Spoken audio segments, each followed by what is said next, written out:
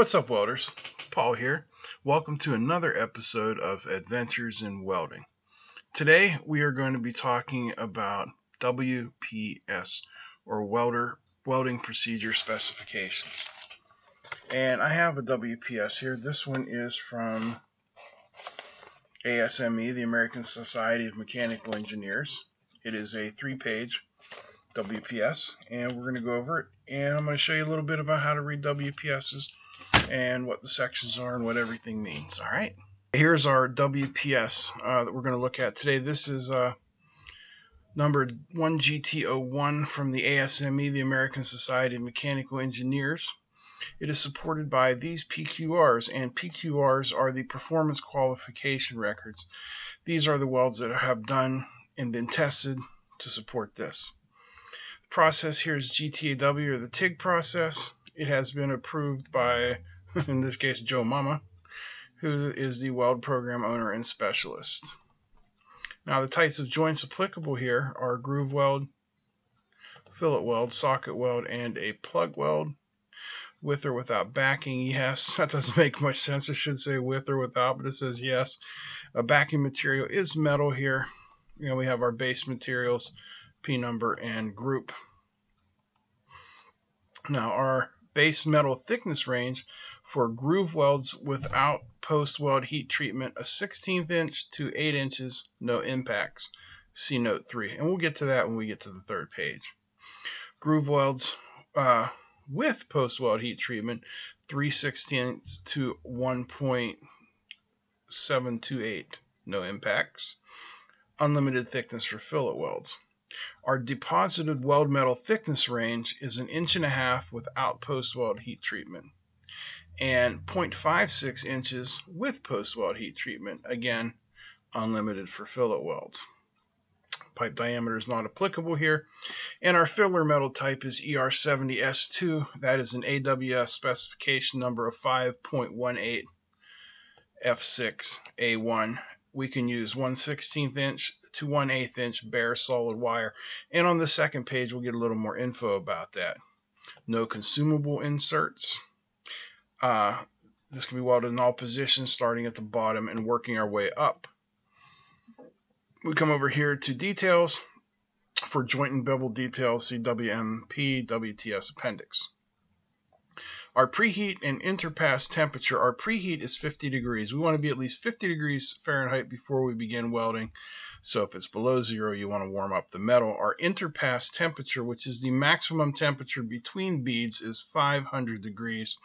And our preheat maintenance is during welding. Post-weld heat treatment of 1100 to 1200 degrees for 1.875 hours. That is how we're going to treat the material after the weld.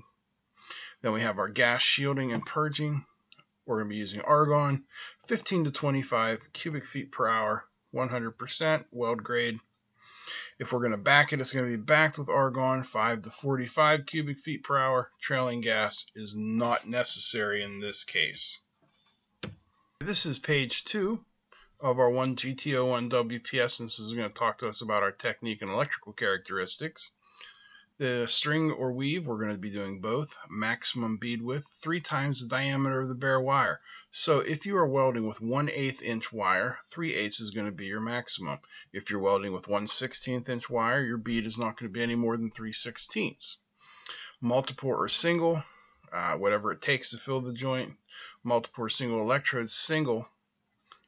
I've never done multiple electrode welding, but I've seen pictures of it done. Maximum bead thickness, this will be a reinforcement less than 1/4 inch. 1/4 inch is quite a bit of reinforcement. Our gas cup size, number 4 to number 12. You're going to want to use a smaller one in the root of the joint and a larger cup when you're doing the cover. Interpass cleaning, brushing, chipping, grinding, filing. Keep the metal clean. Back gouging, thermal or mechanical. That means we can air arc it, we can use a plasma cutter, or we can just grind it out. There will be no peening. Filler metal on all passes. That means no autogenous or fusion welding. No pulsing. No non-metallic backing is used. Weld metal is considered backing. There are those ceramic inserts that you can use, but it is not allowed in this case. And no flux shall be added to the face joint, the face of the joint. Now our electrical characteristics, this is going to be pretty much straight across the board if we're talking about TIG welding. DCEN, straight polarity. Our tungsten size, you can use 1/16, 3/32, 1/8. 2% thoriated. Now you're going to see on the next page here it says note 5. They're going to give us another choice if we don't like that. And that's our AWS classification of EWTH-2. That's just your type of electrode. Now we come down here and we have our different filler metal sizes, and it is going to tell you what your amperage range should be and your flow should be. Just to give you something there so you don't have to figure it out yourself. All right, this is our last page. This is our notes. If we remember back to the first page, it tells you to refer to note 1, and it tells you about the appendix, the PQRs, our base metal thickness. Now here's where we're talking about on that second page. It said to use the thoriated, but see note 4. Note 4 says that we can use lanthanated if we want. So you got your choice there. You're going to review applicable construction codes for your post-weld heat treatment. And this is telling you how to calculate your maximum heat input of 136 kilojoules per inch. That's all you're allowed.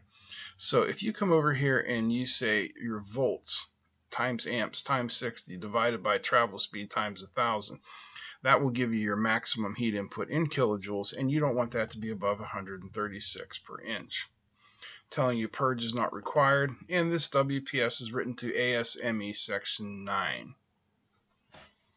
So that is how to read a WPS if you're doing code welding. I don't know if you guys like this. If you did, say so. If you didn't, tell me, and I won't do anything like this again. But that's it for this episode. Thanks for joining me. Now get the hell out of my living room. I got to go see my girlfriend.